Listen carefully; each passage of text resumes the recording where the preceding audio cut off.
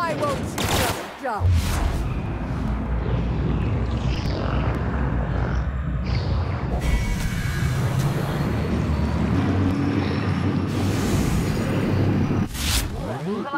Purified.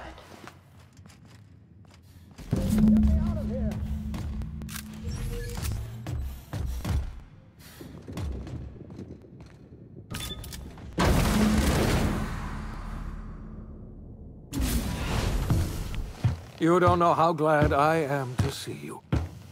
You did the right thing. Akande was a monster. Her death was much deserved. And you lunatic, you broke into the board's own fortress.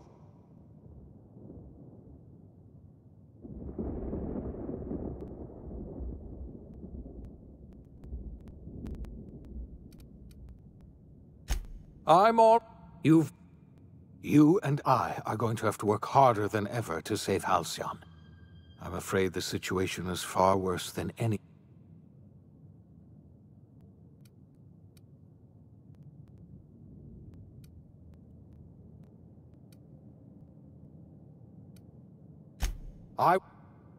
Two years ago, the Earth's Directorate's frigate disappeared on their way back to Earth.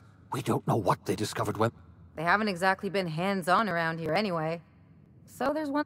Earth is humanity's home. We're in serious trouble.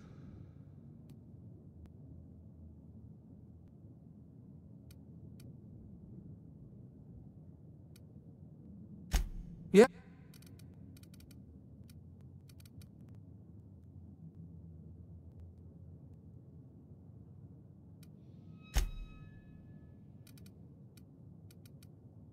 I wasn't trying to hide the truth from you, but after all you've done, I owe you an explanation. Yes, I experimented on the Hope's colonists. You are my first and only success.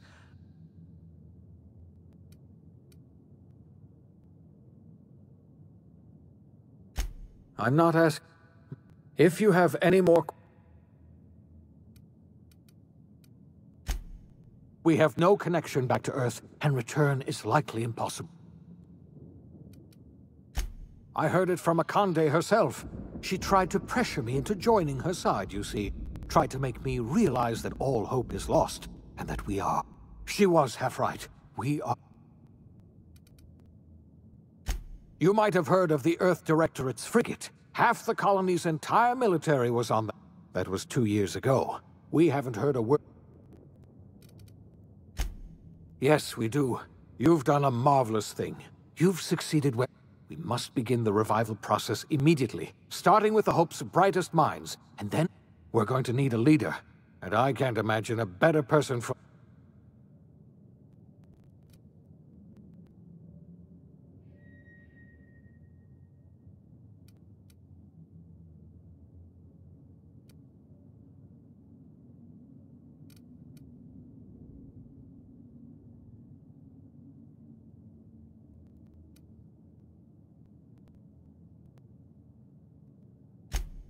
The chairman? I don't know why you let that heartless creature live, but I'll have to trust your judgment. When I revived you, I thought we were going to... We can't save Halcyon on our own. We're all going to have to... We are not a colony anymore. Our last connection to Earth has been severed. I don't know if we'll survive, but we're going to have...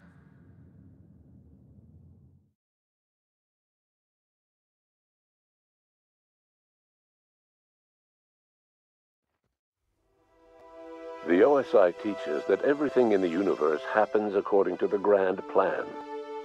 But the stranger that arrived in Halcyon was an unplanned variable. From the moment he landed in Emerald Vale, his actions altered the course of history. The events on Tartarus brought about the end of the board's authority. But the board's mistakes would haunt the colony for decades to come. The damage they left behind would require the work of a generation to repair. Dr. Phineas Wells began reviving a handful of the Hope's colonists. Engineers, scientists, technicians, and intellectuals. They were among the brightest minds the Earth had ever sent out into the stars. The Hope scientists and engineers woke up in a colony descending headlong into total collapse. With no way to return to Earth, they had no choice but to band together and devote themselves to the cause of saving Halcyon. The people of Halcyon were nothing if not hardy.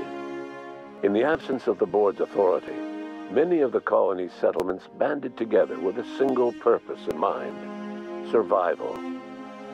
Life was especially hard in the years to come. Some towns dissolved by attrition and starvation, but most of them found a way to carry on. In the years to come, Halcyon was forced to reckon with its newfound freedom. The board was gone, and for better or worse, the colony was responsible for its own destiny. Left unchecked, the war on Monarch consumed both MSI and the Iconoclasts. And when the sulfur clouds settled, only stragglers from both factions remained. Some found their way to Sublight, some to Terra 2, and some lived their final years fighting for food in the wilderness. In the end, only the beasts remained. Consumed by paranoia, Lilia Hagen took Sublight Salvage in a controversial direction, openly accusing board officials of an extraterrestrial conspiracy. One day, an accident at the Groundbreaker's docking bay silenced her forever. Time would tell if her replacement could keep the Sublight family together. Adelaide McDevitt replaced Reed Thompson as the leader of Edgewater. She and her followers transformed Edgewater in their image. Anyone loyal to Reed was pressured into leaving town, and those who stayed behind adapted to her way of life. Adelaide transformed the old cannery into a new garden. The nearby Edgewater Cemetery provided a convenient source of fertilizer. Under the leadership of Junlei Tennyson, the Groundbreaker held firm against corporate influence. The ship's mechanical stability gave Junlei the time to educate a promising generation of engineers schooled in her family's traditions. The future of the Groundbreaker looks promising. The rediscovery of the Hope and the abandonment of the lifetime employment program forced Byzantium to come to terms with some uncomfortable realities about the state of Halcyon. While Byzantines were reluctant to surrender the luxuries they'd grown accustomed to, the board's diminished authority gave them little choice in the matter. Nearly everyone had to learn to make do with less. Some even had to get jobs. It was a dark time indeed. Your influence shifted Ellie's perspective. She finally admitted, albeit grudgingly, that she just might need other people. Sometimes. With a steady income from the life insurance payouts, she was finally able to afford a ship of her own. She hired a small crew and flew supply missions to communities on the fringe. Some of them were even legal. Life in Halcyon was sobering for Felix Millstone. The grand revolution he dreamed of never came. There was no great awakening for the colony, no celebrations in the streets. There was only the hard, desperate work of trying to repair a broken colony. Felix never had a head for numbers, but if there was labor to be done, he was there to help.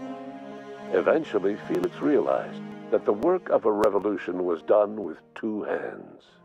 As much as he enjoyed his adventures aboard the Unreliable, the vicar, known as Max, eventually decided that it was time to move on, to live out the life he had sought so long to create.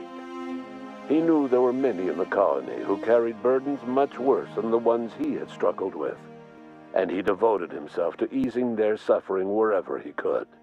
He only ever took up arms again to defend the defenseless. Unshackled from a lifetime of striving and fighting the universe and himself, Vicar Maximilian de Soto was finally at peace. Parvati didn't survive her adventure with you. Nyoka returned to Monarch to take another crack at making a permanent life for herself. She formed the Charon Group, a mercenary outfit of ragtag survivalists and wilderness experts. Anyone in need of a guide, or just looking to throw back a beer and swap stories, could find her camping on the trail or clearing an infestation. The SAM unit that accompanied you spread awareness of the product line's superior sanitation and maintenance capabilities across what was left of the colony. This led to a boost in SAM unit sales. Did you know that SAM units are the longest-lasting, toughest-acting cleaning solution in Halcyon? Minister Clark was released from house arrest, and his contact with you gave him a sense of renewed purpose and vigor. Once it became clear that no help would be coming from Earth, he threw his considerable efforts and talents into helping Halcyon manage the crisis before it. As for Dr. Phineas Wells, he spent his remaining years in his orbital lab. Though he was always haunted by the failures of his past, he was determined to make things right by building toward the future. Dr. Wells was able to revive many more scientists and engineers than he first expected, thanks to the additional batch of chemicals you stole from the Ministry. Wells never forgot about the human lives that were lost in acquiring these chemicals. The revival project was hard and painful work, but in the end, despite limited resources, over half the Hope's colonists were successfully revived. Even after Wells passed away, the Hope scientists and engineers worked night and day to pull Halcyon from the brink of collapse. Their efforts continue to this day, which may be reason enough for optimism. Dr. Wells laid the groundwork for the project to save the colony, but he would never live to see the fruits of his labor. He passed away a few years later. His work was carried on by the scientists and engineers he revived. Life will never be the same in Halcyon. It is widely agreed that the colony has a chance of stabilizing within a generation, owing to the hard work and determination of the surviving colonists. Recovery is a distant goal, and the path is long and uncertain. But the people of Halcyon carry on, determined as ever. And what about you, the unplanned variable in the history of Halcyon?